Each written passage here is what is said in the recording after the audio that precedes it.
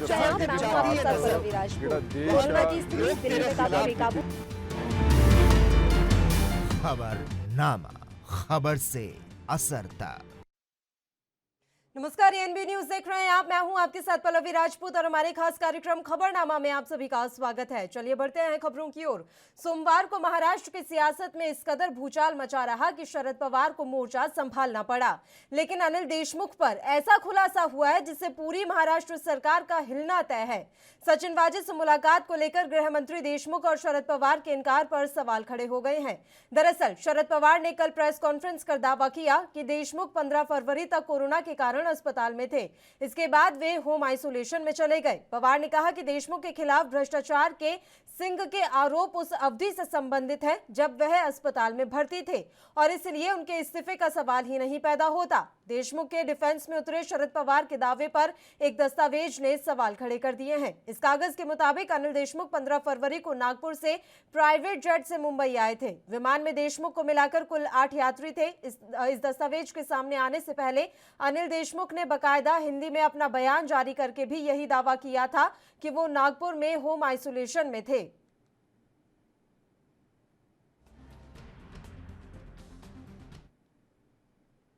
तो मुंबई के पूर्व पुलिस कमिश्नर परमवीर सिंह के द्वारा लगाए गए आरोपों के बाद महाराष्ट्र के गृह मंत्री अनिल देशमुख हर किसी के निशाने पर हैं। मुंबई से लेकर दिल्ली तक, टीवी डिबेट से लेकर संसद तक विपक्ष और सरकार के बीच जुबानी जंग चल रही है। इस बीच बीते दिन एनसीपी प्रमुख शरद पवार द्वारा किए गए दावे पर अब एक अलग ही बहस छिड़ गई है, जिसमें उन्होंने कहा था कि फरवरी में लंबे वक्त तक अनिल देशमुख अस्पताल में थे। अब कुछ ऐसे कागजात सामने आए हैं जिससे ये दिखता है कि इस अंतराल में अनिल देशमुख ने एक चार्टर्ड विमान में उड़ान भरी थी। चलिए इस मामले पर आ रही प्रतिक्रियाएं आपको सुनाते हैं। शरद पवार साहब इस मामले को लेकर उन्होंने एक प्रेस की और परमवीर के दावे इसलिए झूठे हैं कि गृह मंत्री तो 1 तारीख से 15 तारीख तक अस्पताल में थे, फिर होम क्वारंटाइन थे और जो ट्वीट्स पवार साहब के हैंडल से हुए हैं उन ट्वीट्स में यह दिखाई पड़ता है कि मानो गृह मंत्री जी ये नागपुर में होम क्वारंटाइन थे। सबसे पहली बात तो यह है कि आप में से कई लोगों ने देखा भी है, कुछ ने बताया भी है, ये माननीय गृह मंत्री जी का मैनिफेस्ट है। 15 तारीख को एक प्राइवेट जेट से वे मुंबई आ गए थे। उससे पहले उन्होंने प्रेस की, उस प्रेस का वीडियो तो कल ही मैंने जारी कर दिया था। और अगर हम देखेंगे तो 15 तारीख से वे अपने घर पर थे, लेकिन मेरे पास पुलिस विभाग के भी 2 मूवमेंट्स के कागज है। पुलिस विभाग में रोज मूवमेंट्स के बारे में कहा जाता है, बताया जाता है, उनका एक मैनिफेस्ट तैयार होता है मूवमेंट्स का। और अगर हम देखें तो इसमें तारीख जो है एक 17 फरवरी है। 17 फरवरी में जो लिखा हुआ है तो भगत सिंह कोश्यारी जी मुंबई रहेंगे, उद्धव ठाकरे जी अपने सोई अनुसार, अजित पवार जी मुंबई, शरद पवार जी पुणे, नितिन गडकरी जी दिल्ली और अनिल देशमुख जी इसमें लिखा है 17 फरवरी 2021 15 वाजता, 15 बजे यानी 3 बजे मोटरीने सह्याद्री गेस्ट हाऊस येथे आगमन आणि ओपन। खामोश हो गए हैं। तो इसलिए दिक्कत ये नहीं है, दिक्कत ये है कि कांग्रेस और करप्शन एक दूजे के लिए बनी हुई है और इसलिए उसके बगैर वो रह नहीं सकते, इसलिए वो पूरी तरह से बचाने की कोशिश में लगे हुए हैं। सर, आज अनिल देशमुख ने एक वीडियो मैसेज भी दिया, उन्होंने कहा एक टाइम था मेरे को सिर्फ फंसाने के लिए।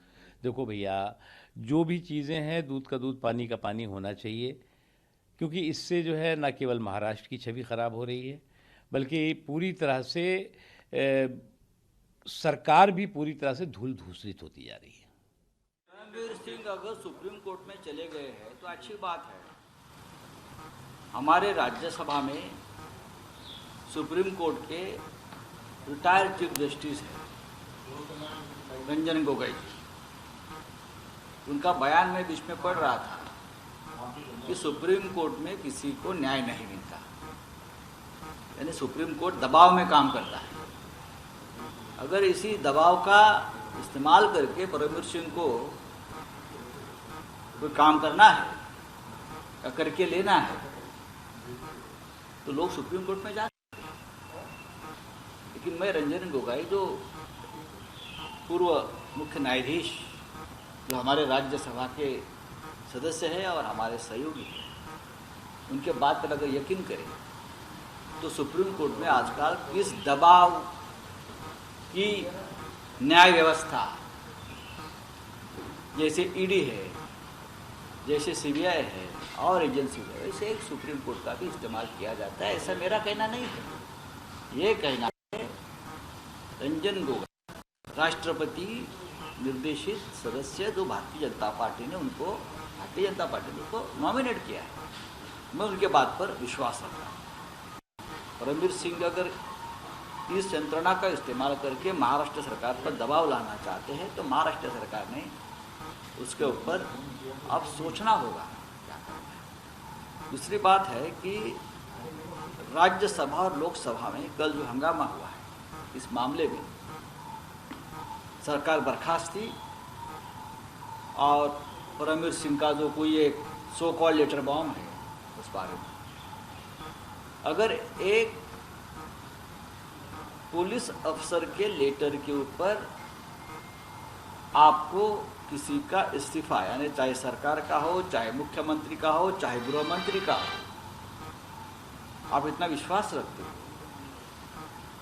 तो मेरा ये सवाल है, जो कल हंगामा कर रहे थे लोकसभा और राज्यसभा में, या महाराष्ट्र के बीजेपी के नेतागण या रविशंकर प्रसाद जी, देश के लॉ मिनिस्टर, जिसने भी रविशंकर जी ने भी परसों एक पत्रकार परिषद लेकर ये कहा था। और इस मसले पर चर्चा की शुरुआत करेंगे, लेकिन उससे पहले एक छोटे से ब्रेक के लिए हम यहाँ रुक लेते हैं, फौरन हाजिर होंगे।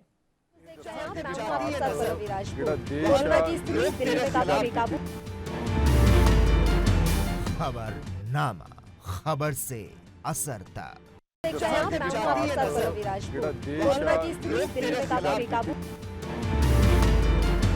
खबरनामा, खबर से असर तक।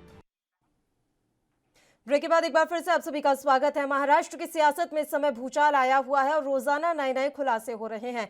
अब अनिल देशमुख के होम आइसोलेशन के जाने के दावे पर भी सवाल खड़े होने लगे हैं। देवेंद्र फडणवीस ने आज एक प्रेस कॉन्फ्रेंस बुलाई और यहां उन्होंने तमाम दावों की जो है पोल खोल कर रख दी है। उन्होंने एक दस्तावेज यहां पेश किया और दिखाया कि किस तरीके से 15 तारीख को तो अनिल देशमुख एक चार्टर्ड प्लेन से नागपुर से वापस मुंबई लौट रहे थे। इस मसले पर चर्चा करने के लिए इस समय दो मेहमान लाइव हमारे साथ जुड़ गए हैं।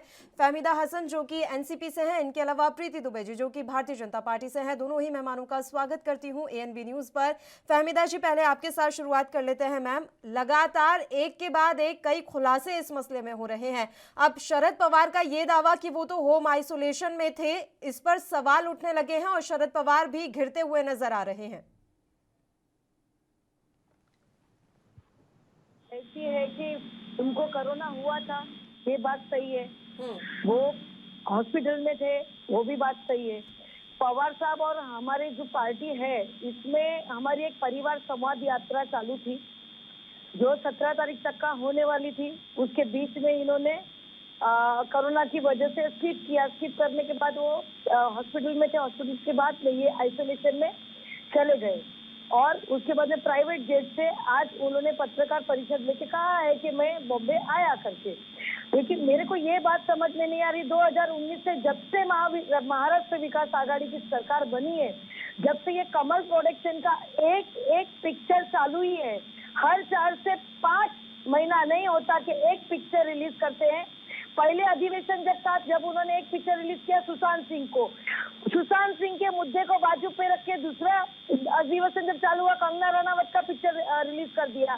तीसरे में अर्णव गोस्वामी, चौथे में पूजा चौहान, 5वें में अभी है मनसुख हिरेन। मतलब जब महाराष्ट्र विकास आघाड़ी का एक भी अधिवेशन होता है जहाँ के अंदर महाराष्ट्र के लोगों के हित की बात किधर भी आती है तो उसको नहीं करते हुए कोई ना कोई एक जो है, अभी आज आप देखेंगे तो ये प्रकरण जो पूरा है वो पैराडाइज ग्रुप का जो मनीष भतीजा करके है उनका, और हमारे देवेंद्र फडणवीस जो पहले पूर्व हमारे सीएम रह चुके हैं, उनका कनेक्शन सामने आया है कहीं ना कहीं, और उसके ऊपर ये पूरा का पूरा मामला अभी फिट हो रहा है कि भाई ये जो शुरुआत हुई है सचिन वाजे की और मनसुख हिरेन जो हत्याकांड जो हुआ है, या आत्महत्या है कि हत्या, वो भी अभी तक मालूम नहीं पड़ा है।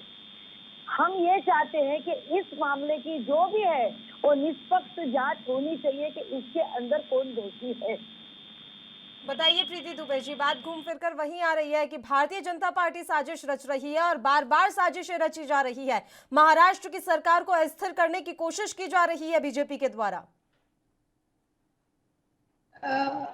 पल्लवी जी, फहमीदा हसन जी को मैं ये बोलूंगी कि आपने इतना तो बता दिया कि कमल प्रोडक्शन के इतने सारे बैनर के अंतर्गत आपने बता दिया SSR, आपने इसके बाद बता दिया कि कंगना रनावत का केस हुआ।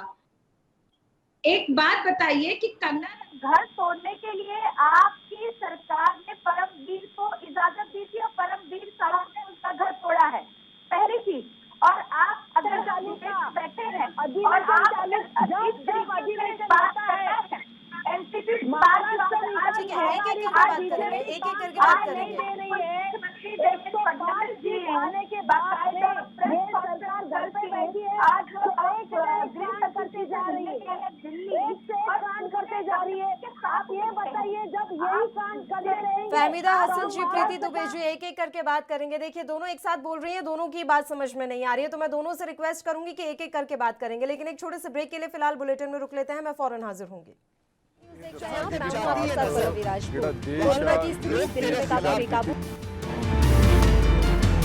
खबरनामा, खबर से असर तक।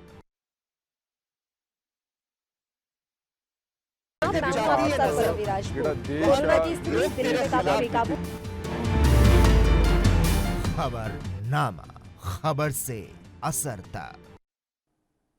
ब्रेक के बाद एक बार फिर से आप सभी का स्वागत है। दोनों मेहमान लाइव हमारे साथ जुड़ी हुई है। प्रीति जी, आपका ही रुख कर लेते हैं। आपकी बात अधूरी रह गई थी, कमल प्रोडक्शन पर बात हो रही थी कि एक के बाद एक कई फिल्में रिलीज की जा रही हैं, लेकिन विकास की बात कहीं नहीं हो रही। तो अभी तो इन्होंने एकदम हिस्ट्री दे दी है, गैंगटॉक बादरपुर दे दिया इन्होंने। आप ये बताइए कि जब इनकी घड़ी बंद होने का समय आ गया है तो ये कमल प्रोडक्शन की बात करेंगे। आप मनसुख हिरेन की जो लाश मिली है वो दलदल में मिली है, तो आपको पता होना चाहिए कि कमल कहाँ खिलता है। कमल दलदल में ही खिलता है। और इनकी तीन तिगाड़ी काम बिगाड़ा की सरकार है, और महाअघाड़ी सरकार विकास की गाड़ी इतने अच्छे से चल रही थी कि वसूली सरकार बन गई है। जब इनकी वसूली सरकार हो गई है और शरद पवार जी जो सत्ता के चाणक्य कहे जा रहे थे, आज वो अपने बैकफुट पे हो रहे हैं कि उनकी खुद की चीजों को वो झुठला रहे हैं। और आप नेशनल प्रेस मीडिया में आके बात कर रहे हैं, हमने कोई ऐसी बात नहीं की है। और आज जब भी हम कोई बात कर रहे हैं, पहले तो फहमीदा हसन जी को बोलिए वो शांत रहे। एक एक करके बात करेंगे मैम, एक एक करके जब बात मेरा करेंगे। टाइम आया है तो मैं बोलूंगी। तुरंत आपके पास ही लौटूंगी। एक बार प्रीति जी की बात कंप्लीट हो जाए, मैं तुरंत आपका ही रुख कर लूंगी। बताइए प्रीति जी। उन्होंने जब सवाल पूछा तो उनको जवाब सुनने की भी ताकत होनी चाहिए। और आपके शरद पवार जी की जब अब घड़ियां सांसें बंद होने लगी है घड़ी की, तो उसके लिए हम जिम्मेदार नहीं है। कमल तो खिलेगा ही, और कमल खिलना ही है। हम प्रतिपक्ष में बैठे हैं और आप पक्ष में बैठे हैं, और अगर जनता की बात नहीं सुनता है, मैंडेट की बात नहीं सुनता है, तो हम आज हमारा प्रतिपक्ष का दायित्व होता है कि हम पक्ष वालों को बताएं कि आपकी जवाबदारी क्या है। मनसुख हिरेन की पत्नी मीडिया में आके बात कर रही है कि उनकी हत्या हुई है, उसके बाद में भी आपकी फहमीदा हसन बोल रही है कि हत्या हुई है, क्या आत्महत्या हुई है। इतनी बड़ी बड़ी गिरफ्तारियां हो गई हैं, इसके बाद में भी आप बोलेंगे कि हत्या हुई, आत्महत्या हुई है। ये खुली आंखों से वसूली गैंग बेनकाब हो रहा है। उसके बाद में भी आप सफाई दे रहे हैं। प्रीति जी, मैं आपसे यही पूछ रही हूँ कि आज किसान आपका दिल्ली में बैठा हुआ है, तो क्या वहाँ के कृषि मंत्री ने राजीनामा दिया क्या? आज अर्थव्यवस्था देश की इतनी गिर चुकी है, तो आपके वित्त मंत्री ने राजीनामा दिया क्या? आज रक्षा मंत्री के ऊपर सवाल उठ रहे हैं तो क्या आपके रक्षा मंत्री राजीनामा दिया क्या? जो मुद्दे की बात है वो मुद्दे की बात छोड़ के आजू बाजू क्यों घूम रहे हो? आपको गृह मंत्री के राजीनामे की इतनी क्यों पड़ी हुई है? आपको ये बात जाननी चाहिए कि मुकेश अंबानी जो कि अपने संविधान पे भरोसा नहीं करते हुए मध्य प्रदेश और इजराइल की बॉडीगार्ड वहां बिठाए गए हैं, तो उनको क्या सुरक्षा में तकलीफ आ सकती है? उनके घर के वहां से मुंबई में मैं रहती हूँ, मुझे पता है कि एक आदमी यूं गया और वापस से यूं आता है तो उसकी छानबीन पूरी होती है। तो एक गाड़ी 24 घंटा अगर उनके घर के बाहर मिलती है तो लेकिन उसके अंदर डिपोमीटर तो था नहीं कि वो उड़ जाता था। उसके अंदर एक लेटर मिलता है बाकायदा, उसमें लिखा हुआ है कि मुकेश भैया और नीता भाभी। तो क्या आप बताइए कि कोई मारने वाला ऐसा बताएगा जी जाओ कि मैं आपको उड़ाने वाला हूँ? कौन सी बात आप कर रही है? दिख रहा है कि ये पूरी एक साजिश है। आज 24 घंटा एंटेलिया के सामने एक गाड़ी खड़ी रहती है। इजराइल जो सिक्योरिटी है वो क्यों उसको फाइंड आउट नहीं करती है? एक परिंदा चरिंदा इधर से उधर पर मारता है तो फाइंड आउट करता है। सीधी सीधी बात है कि उनको हेलीपैड के लिए जगह चाहिए थी। ये कुछ ना कुछ बीजेपी से जुड़ा हुआ है। आज नहीं तो कल दूध का दूध पानी का पानी सामने आ ही जाएगा। कैसे आएगा फहमीदा जी, कैसे आएगा? कौन करेगा जांच निष्पक्ष इसकी? आज एनआईए को जांच के लिए दिया गया है ना। आज एनआईए ने ये बात अगर सामने रख दी है कि गृह मंत्री अनिल देशमुख के ऊपर ये आरोप लग रहे हैं, तो यहाँ पर भी तो सवाल खड़े हो गए कि एनआईए तो किसी के दबाव में आकर काम कर रहा है। यहाँ पर ये भी तो आप कह देते हैं कि सारी जो भी संस्थाएं हैं वो केंद्र के दबाव में आकर काम करती हैं। ये राइट है ना, फैक्ट है ना ये। तो फिर मेरा सवाल तो वही हो गया ना मैम, अगर ये फैक्ट है कि वाकई में दबाव में आके काम करती हैं तो जांच कौन करेगा? निष्पक्ष जांच कौन करेगा? आप कह रही है दूध का दूध पानी का पानी, कैसे होगा? आज आप देखिए परमवीर सिंह को हाई कोर्ट जाना चाहिए था, वो डायरेक्ट सुप्रीम कोर्ट चले गए। इसका मतलब है कि किसी को भी केंद्र के ऊपर ही भरोसा नहीं है कि ये क्या होगा क्या नहीं होगा, क्योंकि ये तानाशाह सरकार बन चुकी है जो अपनी हिटलरशाही से एक ही कानून चला रही है, जो उनके फायदे में रहेगा वो कानून, बाकी सब कुछ भी नहीं है। बताइए प्रीति जी। फहमीदा हसन जी को इन्होंने ये पूछा कि वो परमवीर सिंह हाई कोर्ट क्यों नहीं गए, वो सुप्रीम कोर्ट क्यों नहीं गए, क्यों गए? पहली चीज, अगर ये महाराष्ट्र के हाई कोर्ट में जाते तो उनको महाराष्ट्र की गवर्नमेंट पे फेथ नहीं है। ये आपका फेलियर है, ये हमारा फेलियर नहीं है। और अगर वो सुप्रीम कोर्ट गए तो सुप्रीम कोर्ट आपको पता होना चाहिए वो केंद्र में स्थापित है। और एएनआई जहां आप जिस पे आरोप लगा रहे हैं, आज एएनआई जब से आई है तब से महाराष्ट्र की पुलिस का पूरा भेद और महाराष्ट्र की पुलिस पूरे विश्व में बदनाम होकर रह गई है। इसका क्या करेंगी आप? ये आप सत्ता में है, आप एनसीपी वसूली कौन कर रहा था? गृह मंत्री के खिलाफ किसने? परमवीर सिंह जी, जो आपके अभी तक आईपीएस ऑफिसर है आपकी सरकार के, उन्होंने आरोप लगाए हैं। हमारी केंद्र सरकार पे किसी ने आरोप नहीं लगाए। और हमारे घर में आप इजराइल की बात करते हो। पहली चीज है मुकेश अंबानी इतने बड़े इंडस्ट्रियलिस्ट है और वो विश्व के धरोहर है, वो विश्व के धरोहर है, आपको पता होना चाहिए। जुड़े हुए हैं ये सारे के सारे सूत्र कमल प्रोडक्शन से ही जुड़े हुए हैं। और इसके लिए आज किसी को भी कमल प्रोडक्शन पे फेलियर तो आपकी गवर्नमेंट है केंद्र की, जिसके ऊपर किसी को भी। अच्छा फहमीदा हसन जी, ये जानकारी मिल रही है कि सचिन वाजे की घर की जब तलाशी ली गई तो एक सीक्रेट डायरी भी मिली है और उस सीक्रेट डायरी में तमाम उन रेस्टोरेंट बार के नाम लिखे हुए हैं जहां से वसूली होनी थी। मतलब पूरा हिसाब किताब उन्होंने उस डायरी में लिखा हुआ था। मैडम इसीलिए बोलते, अभी प्रीति जी ही बोल रही थी कि अगर हाई कोर्ट जाते थे तो दबाव में आके उनको वो नहीं, क्योंकि बीजेपी जो है वो दोनों तरफ चलती है। अगर हम जांच करवाते हैं तो बोलते कि हमको भरोसा नहीं है, हम बोलते बाहर से करो तो बोले कौन करेगा। अरे आपको जिसको करना है जांच के लिए लगाइए ना। मुद्दा ये है कि जो मेन उसकी मनसुख हिरेन की जो हत्या हुई है वो हत्या है, ये आत्महत्या है। अभी तक हत्या हुई है। अभी इसके पहले आप बोल रही हैं आप हत्या हुई है कि हत्या हुई, आपको पता नहीं है? आप सरकार में बैठे हैं, मैं विपक्ष में हूँ। कि अभी तक का ये दोषी कौन है क्या है वो अभी तक का सामने आया नहीं है। ये उनकी अरे वजह साहब गिरफ्तार हो गए, लेकिन सारे मनसुख हिरेन के भी जो गिरफ्तार कर लिया एनआईए उनकी जांच कर रही है, एनआईए हाँ उनकी तो कर जांच रहे कर हैं रही ना, है। हम तो एनआईए ये केंद्र सरकार ने ही भेजा है। अगर महाराष्ट्र इसके सरकार लिए तो इतनी बोल रहे सक्षम कि होती एनआईए जांच तो करे। एनआईए को आने की हम जरूरत नहीं आपको पड़ती यही मैडम। बोल रहे हैं कि एनआईए को आपको पहले ये पता होना चाहिए कि आपकी महाराष्ट्र की सरकार को कौन रिपोर्ट करता है और केंद्र सरकार को कौन रिपोर्ट करता है। आप पहले उसकी जानकारी ले लीजिए। आपका एटीएस भी काम कर रहा है, आपका एटीएस तो आपकी महाराष्ट्र सरकार को करता है। आपके परमवीर सिंह जो आपके कमिश्नर रहे हैं मुंबई के, मैं भी मुंबई में बैठी हूँ और आज मुझे पता है कि मुंबई की स्थिति क्या हो गई है, गुंडा राज हो गई है। हम भी वकील हैं, हम भी जानते हैं कि पुलिस क्या काम करती है, क्या नहीं काम करती है। आज भी मुंबई में सब लोग सिक्योर ही है। आपकी जो पुलिस है वो आप दिल्ली वगैरह में देखिए कि किस तरीके से गुंडा राज चला है। अरे हम दिल्ली की बात कहाँ कर रहे हैं, हम महाराष्ट्र में डिबेट कर रहे हैं। बिल्कुल, दिल्ली की अभी बात हम छोड़ भ्रष्टाचार दीजिए। पर रह लेते हैं। अनिल देशमुख पर जो आरोप लग रहे हैं उनकी बात कर लेते हैं। बिल्कुल बिल्कुल फहमीदा जी लौट रही हूँ। एक छोटे से ब्रेक के लिए बुलेटिन में हमें यहाँ पर रुकना है, फौरन हाजिर होंगे।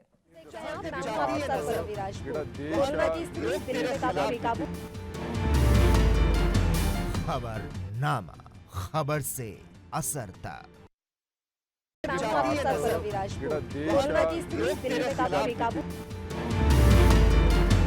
खबरनामा, खबर से असर तक। ब्रेक के बाद एक बार फिर से आप सभी का स्वागत है। दोनों मेहमान लगातार हमारे साथ जुड़े हुए हैं। महाराष्ट्र के मसले पर हम बात कर रहे हैं। अनिल देशमुख लगातार घिरते हुए नजर आ रहे हैं और उनके बचाव में उतरे शरद पवार पर भी अब तमाम तरह के सवाल खड़े हो रहे हैं। चलिए फहमीदा जी, मैं आपसे आपकी प्रतिक्रिया जानना चाहूंगी। तो सीधी सी बात यह है कि अनिल देशमुख पर जो आरोप लग रहे हैं उनकी जांच नहीं होनी चाहिए।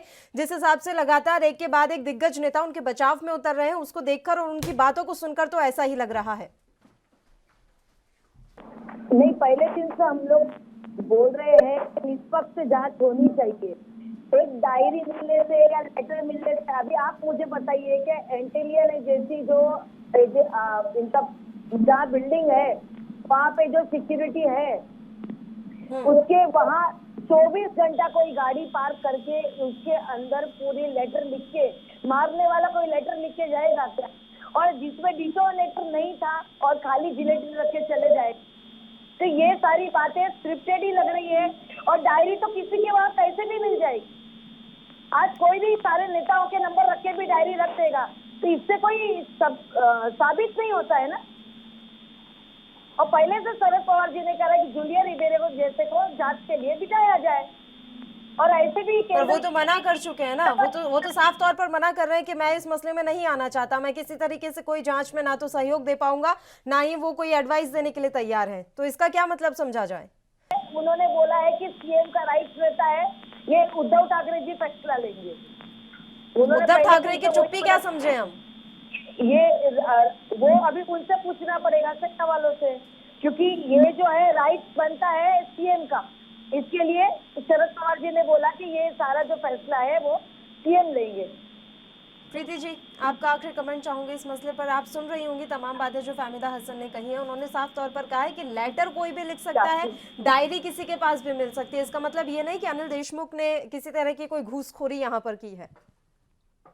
पहली फहमीदा हसन जी को पहले तो गलतफहमी ये हुई है कि इसके अंदर किसी नेता ने किसी पे एलिगेशन नहीं लगाया है, और उनके जो गृह मंत्री अनिल देशमुख जी पे जो भी आरोप लगाया है उन्हीं के जो सबऑर्डिनेट मुंबई के कमिश्नर परमवीर सिंह जी ने लगाया है, वो आज अभी सुप्रीम कोर्ट पहुंच चुके हैं। तो वो उनका आपसी मसला है, उसमें हम कमल का कोई लेना देना नहीं है। और अगर जितना कीचड़ आप लगाएंगे, और दलदल में ही कमल खिलता है, तो फहमीदा हसन जी को तो आपत्ति नहीं होनी चाहिए। आप जितना कीचड़ फैलाएंगे कमल तो खिलना ही खिलना है, और गृह मंत्री को अपने रेजिग्नेशन देना ही देना पड़ेगा। इनके ऊपर प्राइवेटली एलिगेशन लगा हुआ है, और ये किसानों का जो मुद्दा भटकाने के लिए करती हैं, कोई जरूरत नहीं है। पहले आप महाराष्ट्र संभाल ले, किसानों को हम संभाल लेंगे। ठीक है, बताइए फहमीदा जी। तो सारे केसेस लग चुके हैं और आरोप सिद्ध भी हो चुके हैं। उसके बाद में क्या आपने राजीनामा दिया है क्या? मैं आपको यही बता रही हूँ कि देश की अर्थव्यवस्था गिर रही है, तो क्या सीतारमण ने राजीनामा दिया है क्या? आप जो है मुद्दे की बात कीजिए, और जांच का विषय जांच करने दीजिए। आज अमित शाह मोटा भाई के ऊपर तो सारे आरोप सिद्ध हो चुके,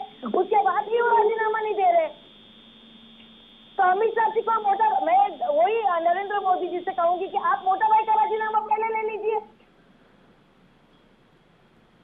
बताइए प्रीति जिनके ऊपर आरोप सारे सिद्ध हो गए।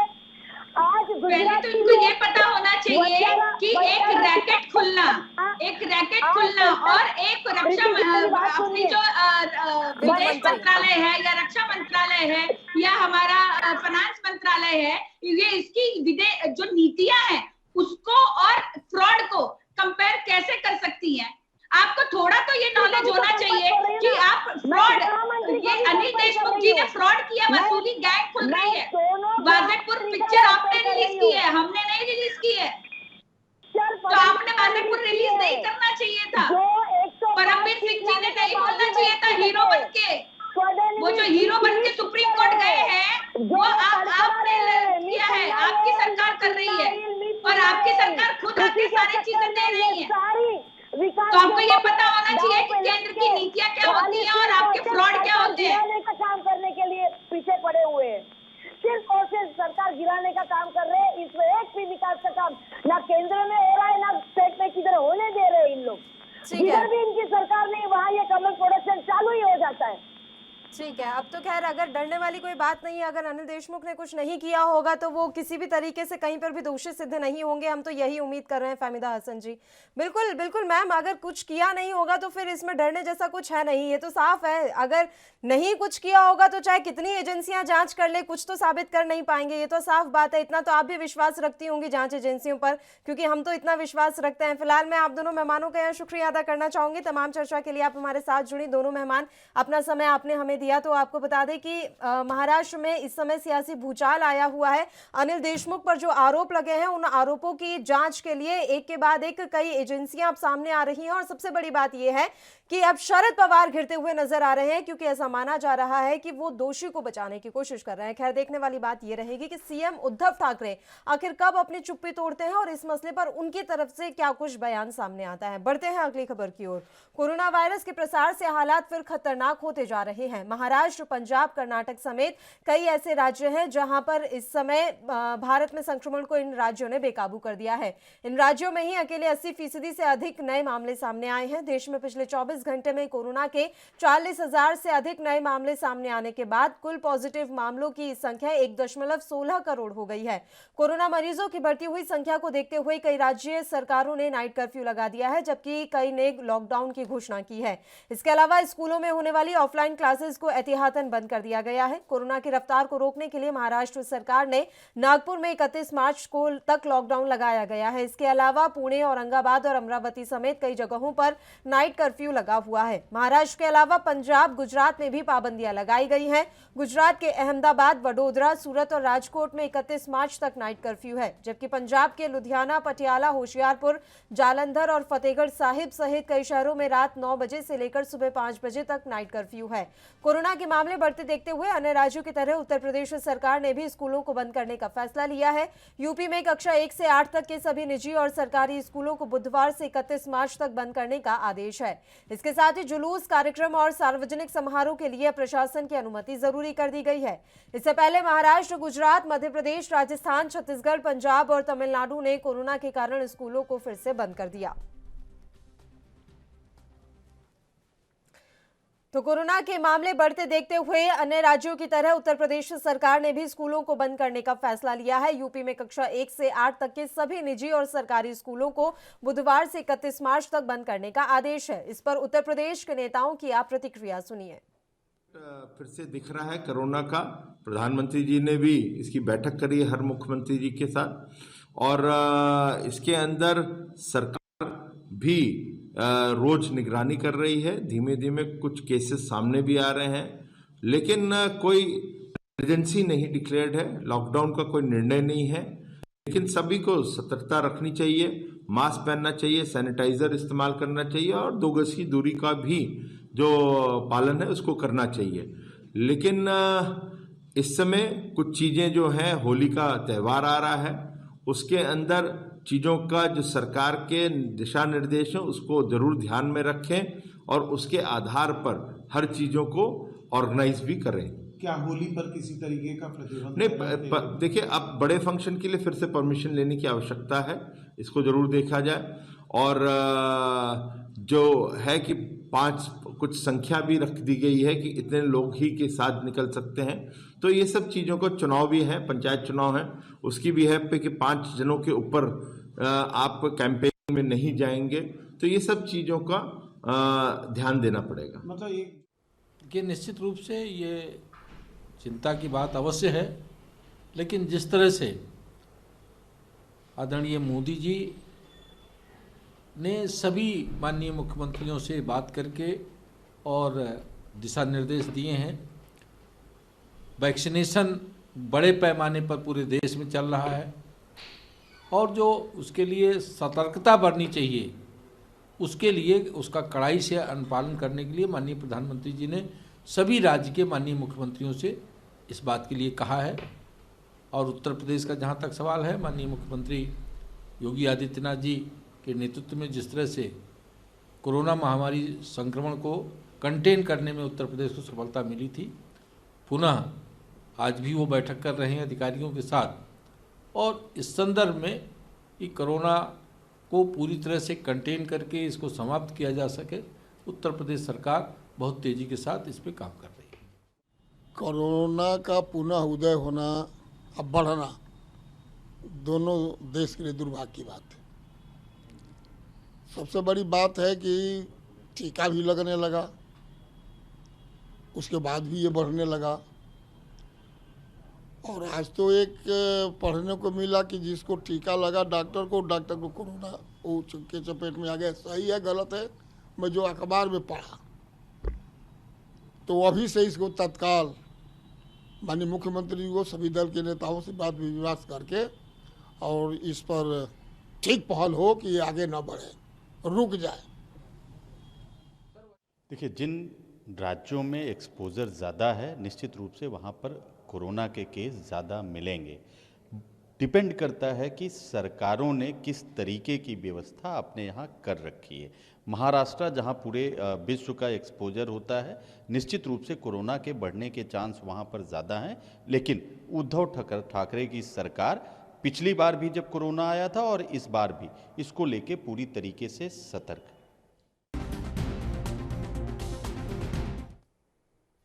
उधर केंद्रीय मंत्री प्रकाश जावड़ेकर ने टीकाकरण को लेकर बड़ा ऐलान किया है। उन्होंने बताया कि 1 अप्रैल से उन सभी को टीका लग सकेगा जिनकी उम्र 45 साल से ज्यादा है। अभी तक 45 साल से ज्यादा की उम्र के उन्हीं लोगों को टीका लगाया जा रहा था जो किसी बीमारी से पीड़ित थे, लेकिन अब ऐसा नहीं है। केंद्र सरकार ने मंगलवार को यह फैसला लिया।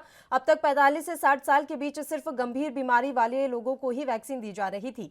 केंद्रीय मंत्री प्रकाश जावड़ेकर ने प्रेस कॉन्फ्रेंस के दौरान बताया कि लोगों को सिर्फ अपना रजिस्ट्रेशन कराना होगा और उन्हें आसानी से सरकारी और प्राइवेट सेंटर्स पर वैक्सीन मिल जाएगी। जावड़ेकर ने बताया कि आज तक पूरे देश में 4 करोड़ से ज्यादा लोगों को कोरोना वैक्सीन की डोज लग चुकी है।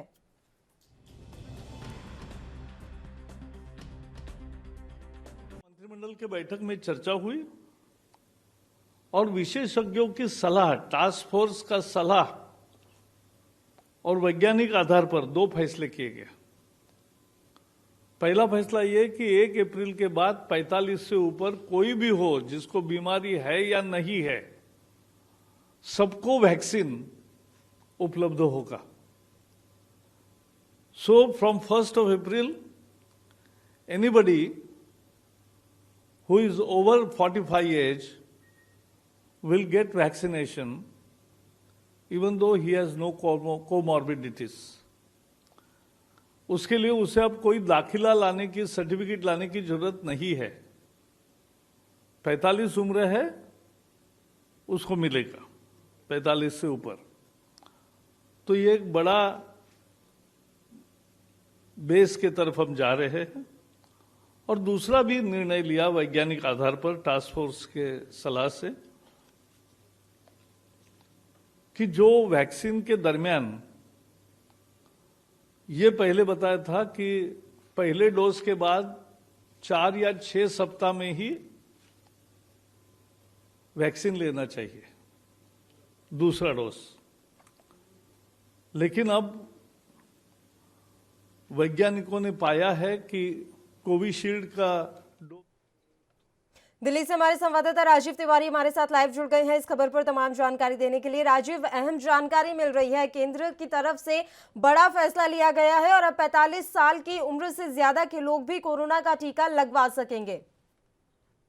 देखिए, बिल्कुल है, जिस तरीके से दिल्ली सरकार की बात करें या फिर केंद्र सरकार की बात करें तो बिल्कुल कोरोना के लिए जो टीकाकरण है वो बिल्कुल किया जा रहा है। यहाँ तक कि हर जनता तक पहुंचाया जाएगा टीकाकरण की प्रक्रिया। मगर जिस तरीके से बात करें, जनता कहीं ना कहीं लापरवाही हो रही है, जिसकी वजह से कहीं ना कहीं दिल्ली के अंदर भी स्थिति बिगड़ती नजर आ रही है। और हमारे साथ तो कुछ लोग हैं जिनसे जानने की कोशिश करेंगे कि वो किस तरीके से सोशल डिस्टेंसिंग का पालन कर रहे हैं या फिर कहें और जगह किस तरीके से टीकाकरण या मास्क वगैरह का यूज कर रहे हैं। आप लोग जरा सामने आएंगे, जरा हम लोग बात करने की कोशिश करेंगे आप लोगों से कि किस तरीके से टीकाकरण की जो प्रक्रिया वो की जा रही है, या फिर कहें जो मास्क नहीं लगा रहे लोग, बाकी का वायरस फैल रहा है तो उससे कहीं ना कहीं दिक्कतें नहीं आ रही है क्या?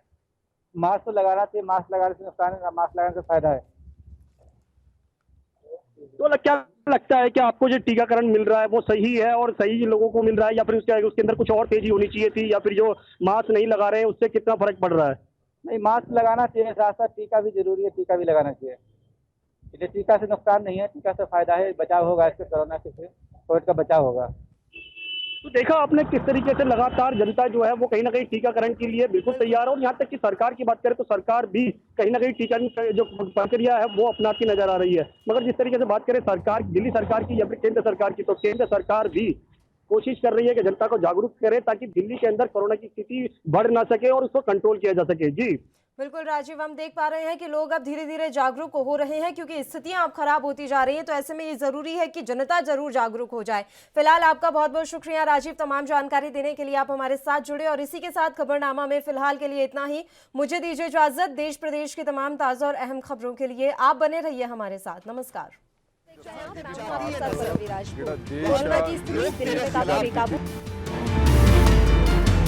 खबरनामा, खबर से असरता।